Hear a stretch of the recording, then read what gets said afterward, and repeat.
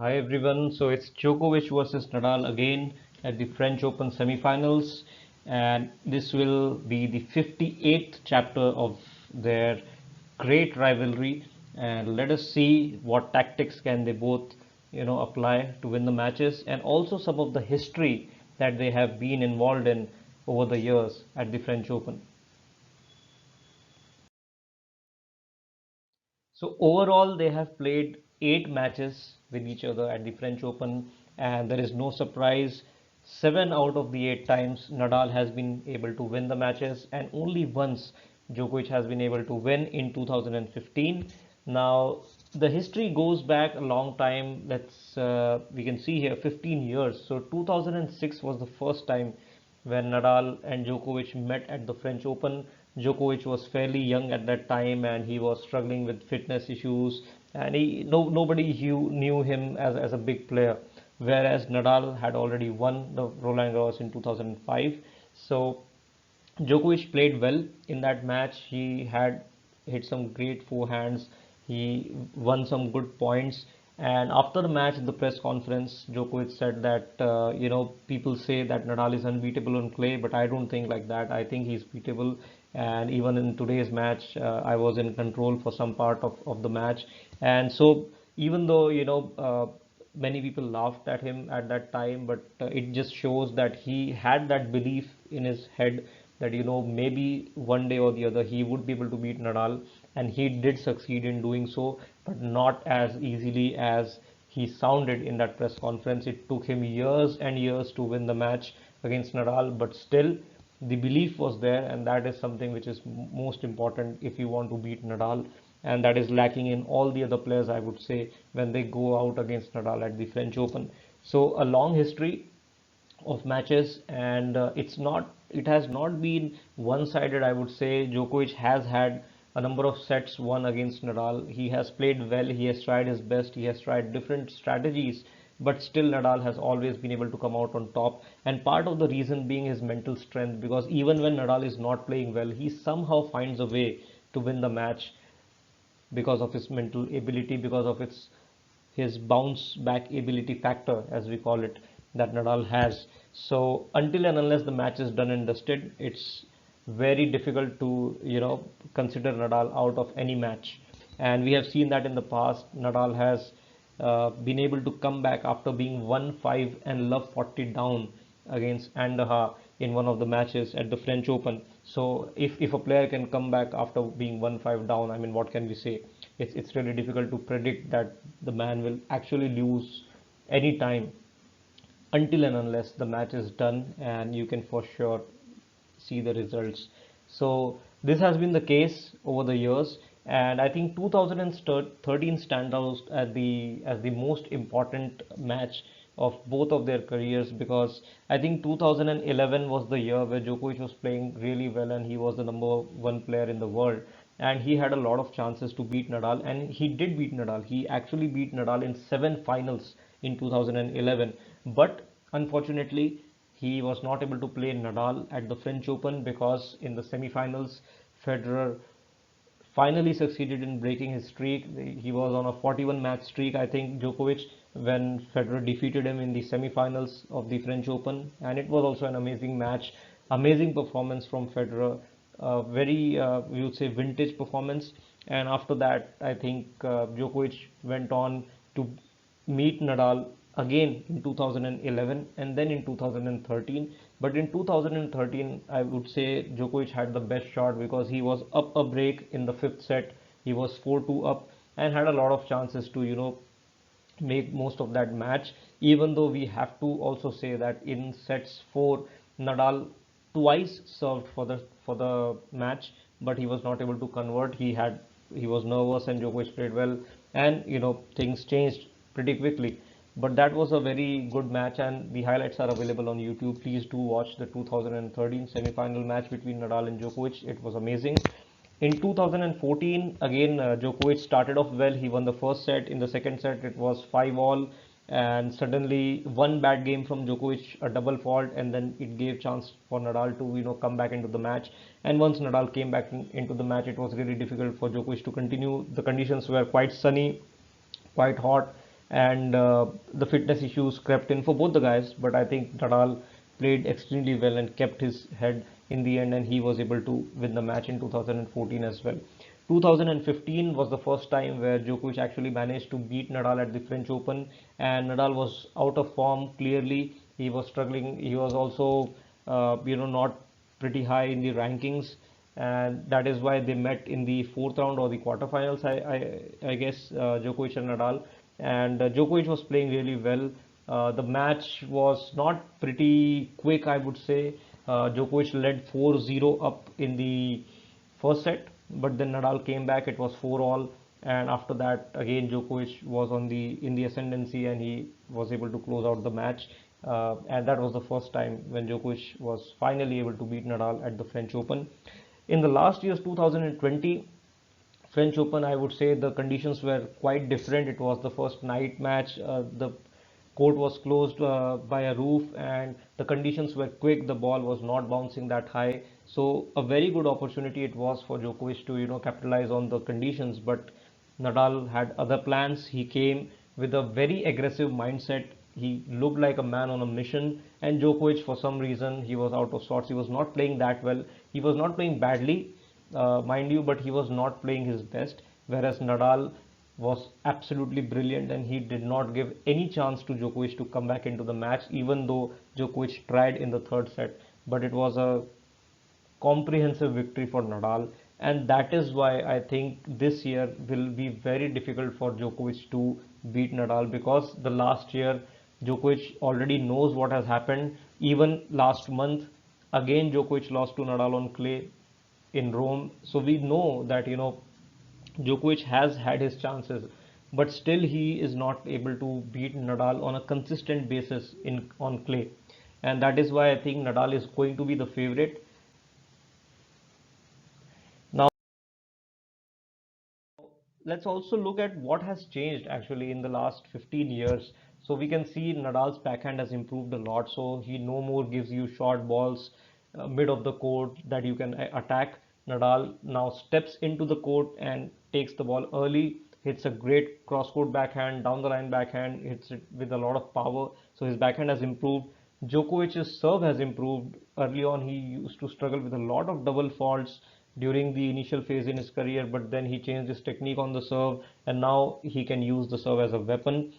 Both of these players have improved their net game, so they can come to the net and finish the points easily. Whereas if you see their earlier matches in 2006, 2007, 2008, both of these guys were reluctant to come to the net and try to finish the points from the back of the court.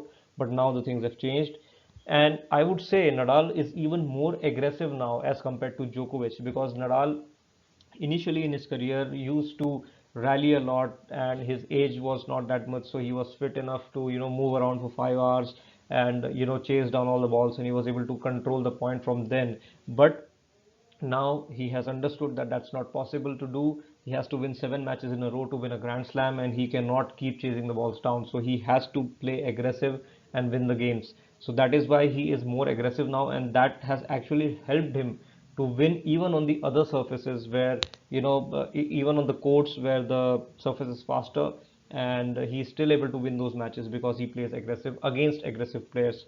And whereas Djokovic, I would say, has slightly became more defensive, because earlier in his career he was hitting a lot of inside out forehands, good powerful shots, trying to hit winners. But right now, if you see his previous matches, even in the last 2 or 3 years, his matches against Zverev, against Thiem specifically, because Thiem is a player who has beaten Djokovic a lot of times on clay, and the reason being Thiem is not afraid to be aggressive and go for winners, whereas Djokovic tries to rally, but on clay, because Djokovic's movement is not that good, he is not able to control his footing as he is able to do in on the other surfaces. So it's easier for the other players to attack Djokovic more on clay, and hence he has lost a lot of times to players like Wawrinka, Thiem, Zverev, who are able to attack the ball, and now even Nadal.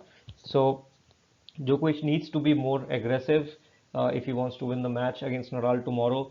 And also the fitness of Djokovic has improved drastically, immensely. If you see him in 2008, 2009, he was retiring a lot of times. He had his issues with his nose, he had issues with his diet. but then he changed it completely, and now he's one of the fittest players of all time. He's able to play 5 set matches easily. He has even beaten Nadal in 5 set matches, and definitely that is one factor which helps him now being one number one player in the world, because he also has to play matches after matches, tournaments after tournaments, and he has to maintain his level. So fitness is really important.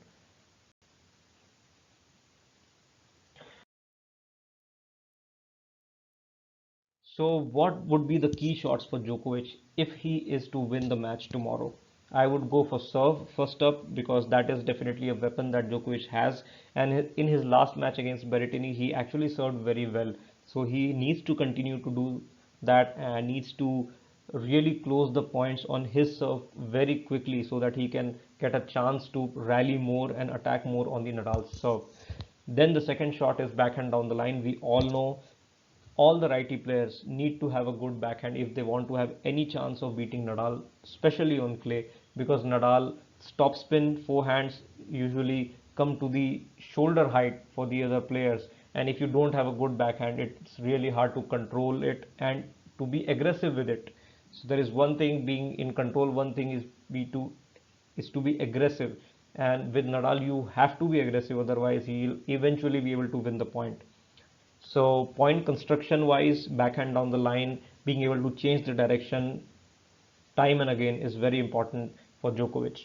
Then the volley, of course, Djokovic needs to be able to go to the net and close some of the points where he has hit a good shot, a good approach shot. Then the overhead. We have seen that in the past on a lot of important points, Djokovic has actually failed to hit an overhead, and he hits it into the net or maybe outside the court. So he has to be careful, because Nadal does have the habit to provide a lot of loopy balls in the air, just to push Djokovic back.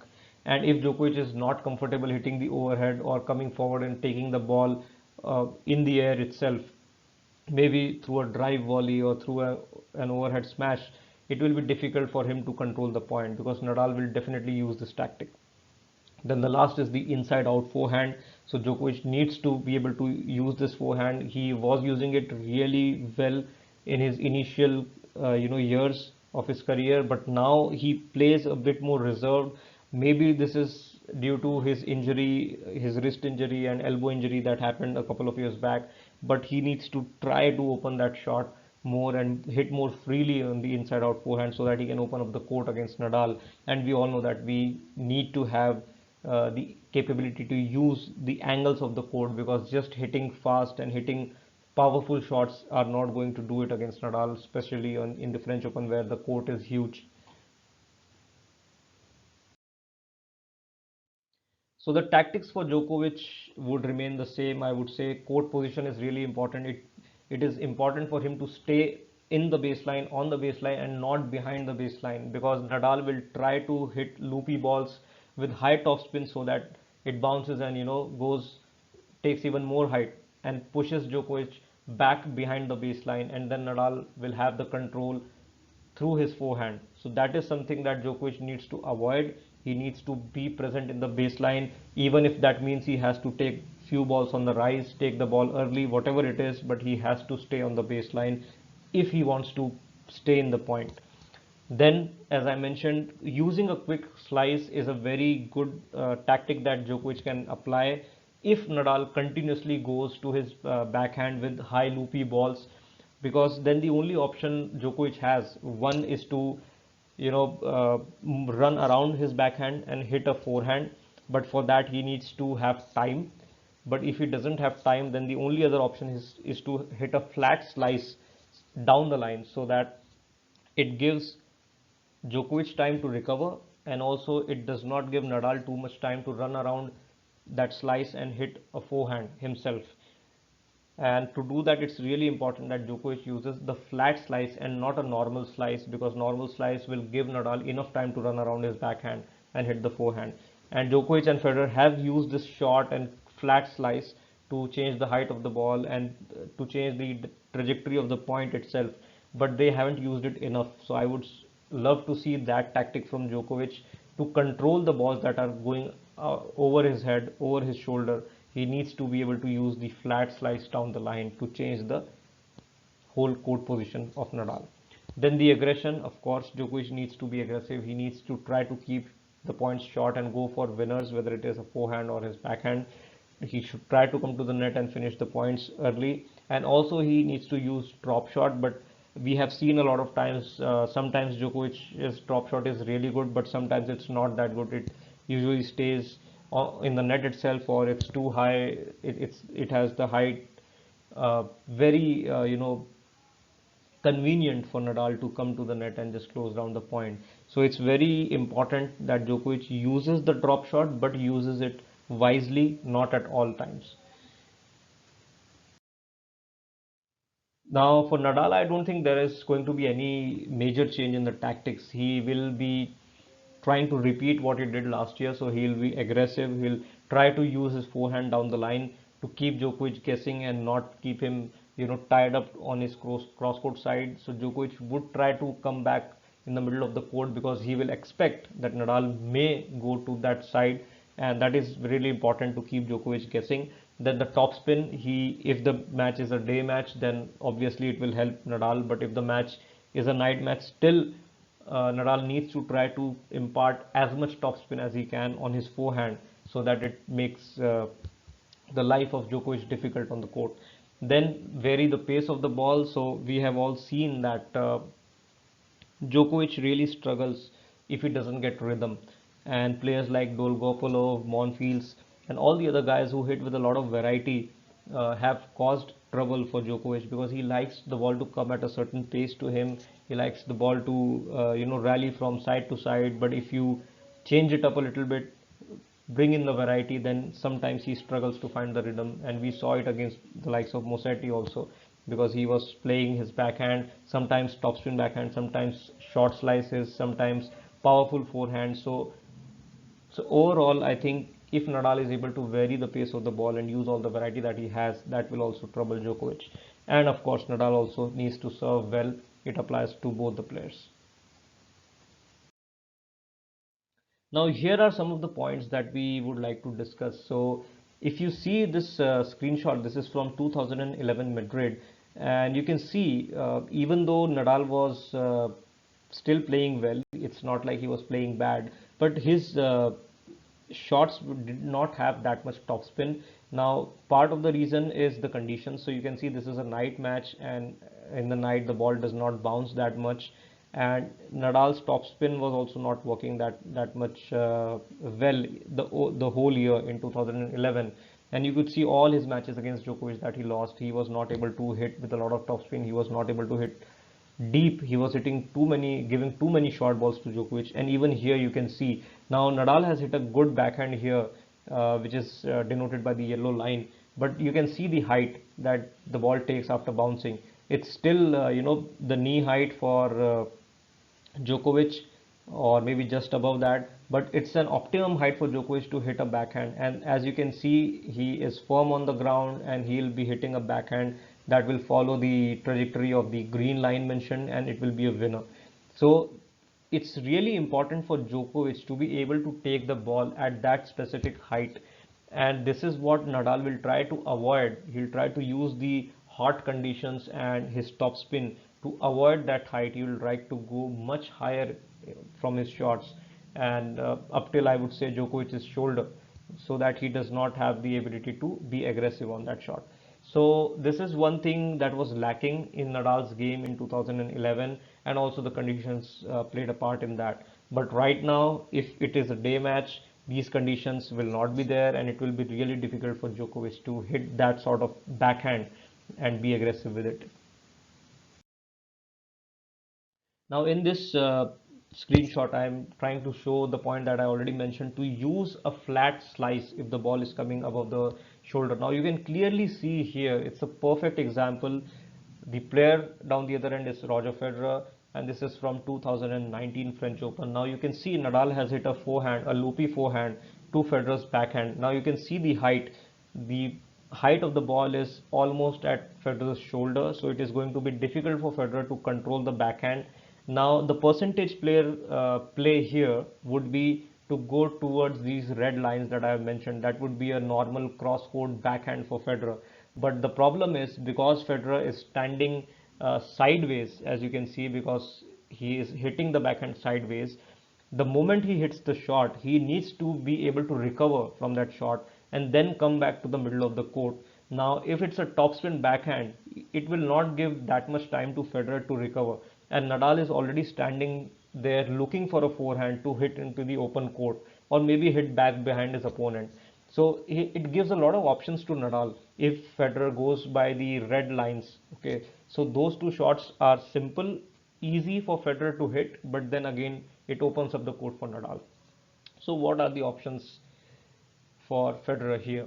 So one of the options is to go towards the yellow line. As you can see, that is also a cross court topspin backhand, but the quality has to be much better for that backhand because he needs to hit it a little bit angled, and it needs to land within the court, not that much deep, because he wants to create an angle so that after bouncing the ball goes outside the court and Nadal has to travel outside the single sideline in order to trace down the ball, and then it opens up the court for Federer. Now that being said, it's a really difficult shot to attempt, and because of the conditions also, you can see the conditions were windy. It's very hard to attempt that shot. The second option that which I was recommending is to use the trajectory of the green shot. Now if you see the green line, now if Federer wants to hit a backhand down the line with topspin, this is not an easy shot because he has to change the direction and control the pace of the ball, control the depth of the ball, and he also has to hit it above the higher part of the net. So very risky shot, not a percentage shot. But the other option that he has is to use a flat slice.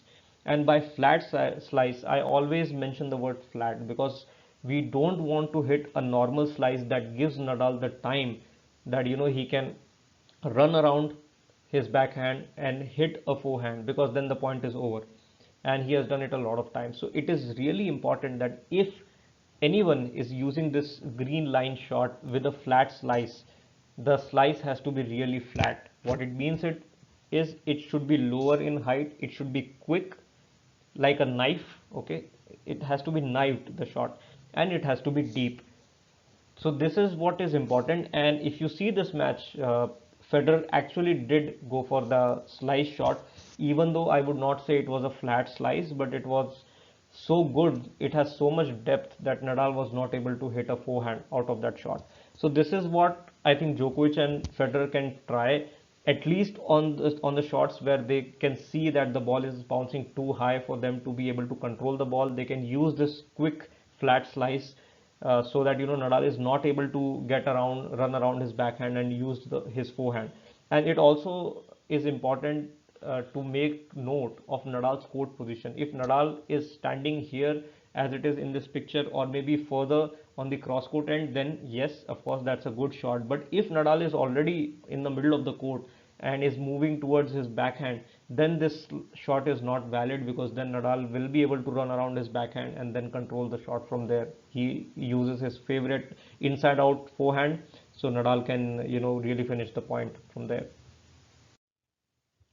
Now here I want to highlight one of the shots that I feel missing in Djokovic's artillery, and because the problem is Djokovic's shot making has been exceptional over the years, but after the injury that he had, maybe his forehand has been impacted, and it's not that it's bad or it's weak, but some of the shots that he was able to hit easily and quite often in the previous years, he's not able to do that. And one of them is his forehand, inside out forehand. So here you can see Nadal has hit a backhand, and Djokovic has been able to move around and then fire this forehand around the green line, the path you can see, and it has proved to be a winner.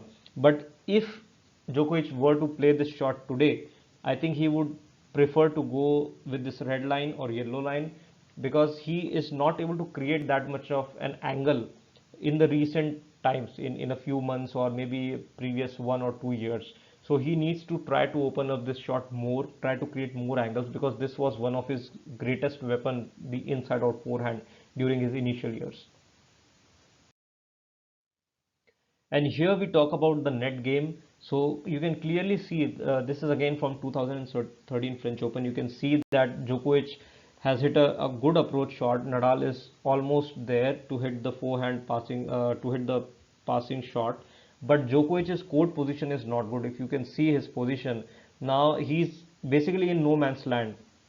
Even if Nadal goes down the line, it's very difficult for Djokovic to cover it. Even if Nadal goes cross court, which is simpler for Nadal, again it's difficult for Djokovic to cover because he's not there. So he needs to move a bit forward, and this is because of the hesitation.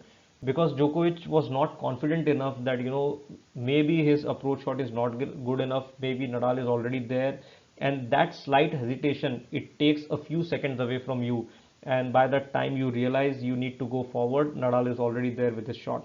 So Djokovic needs to improve his court position here, and as all the experts say, and we have seen in the past, most of the passing shots go cross court, and the reason being it is the lower part of the net, and it is an easier shot to hit than to change the direction and go for a down the line passing shot. Now, we are not saying that Nadal will not be able to do that because he has done it time and time again, but it is difficult as compared to the cross court. And if you want to take chances against Nadal, I think you need to cover the cross court because he does like to use his bottom hand on the backhand side to hit the cross court passing shots. He has hit innumerable passing shots against Federer and Djokovic. So I think if you want to cover one side, maybe cover backhand, cross court always when you are going for an approach shot, and then try to move as you know as forward as you can be towards the net, as close you can be towards the net, so that you can cover that shot.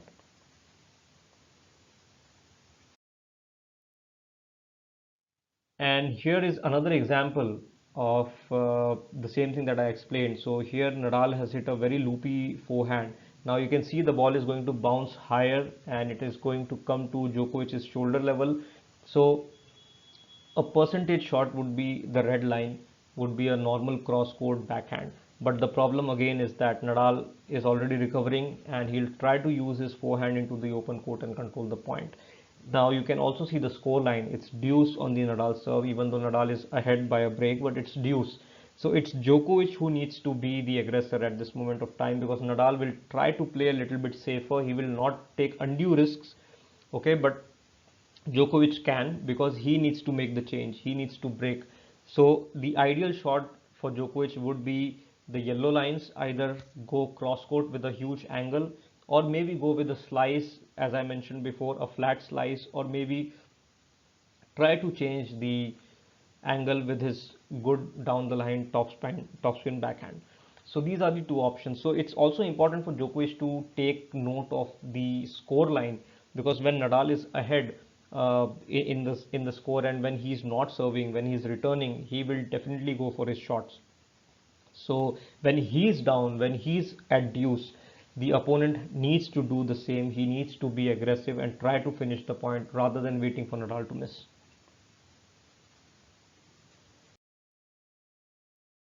So the decisive factors for Djokovic would be winning the first set in tomorrow's match. This is really crucial. It's very difficult for any player to come back against Nadal after having lost the first set. The unforced error count has to be really low for Djokovic. He needs to be able to contain his errors. He needs to be able to convert more and more break points, because Nadal is very good at saving break points. Backhand down the line is very important for Djokovic. But the most important thing is the intent and confidence. Last year, I thought this was lacking in Djokovic's body language throughout the match. He was looking confused. He didn't know what to do. Part of the reason being Nadal's game, he was because Nadal was playing really well, but still the intent and confidence was lacking. We saw it against Berrettini in the last match. Djokovic was really up to it, and it was good to see him, you know, trying to pump himself up and trying to play aggressive and looking a lot of times towards his box and try to assure himself. So this is what we'll like to see even against Nadal, the intent and confidence, because these matches are really important for Djokovic's career as well. Nadal is looking for his 21st Grand Slam and Djokovic is looking for his 19th Grand Slam. So the difference is not that much. So one or two championships might decide who ends up with the most Grand Slams. So it's not something that Djokovic can get, leave this championship or let it get away from him. He has to display the intent on court that he's willing to fight till the end, and he needs to start well also, because starting well is really important. Last year he was broken in the first game, and then it was a 6-love first set. Now that is a huge message towards yourself if you lose a set love 6. So really important for him to start off well and be aggressive and try to use the angles on the court, because you are not going to beat Nadal just hitting quick and hitting powerful shots.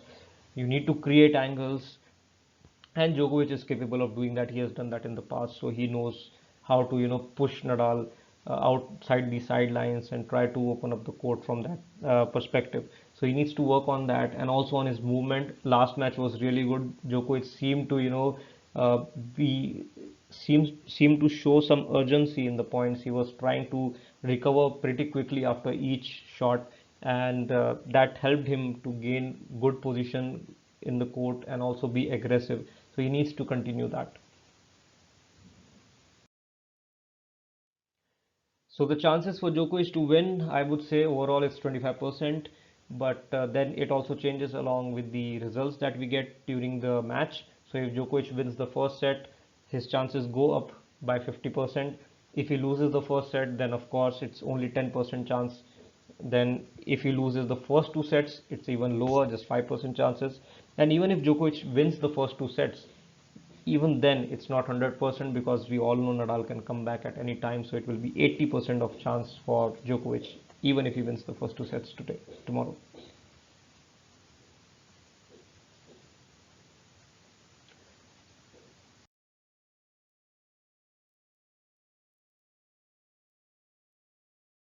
So the prediction, I would go with Nadal, as I mentioned at the start of the tournament that Nadal is looking really good, and I don't see anybody beating him. Even if Djokovic plays well, I think it can get to 4 sets or maybe 5 sets, but I think Nadal should be able to win the match in the end in 3 or 4 sets. That would be my guess.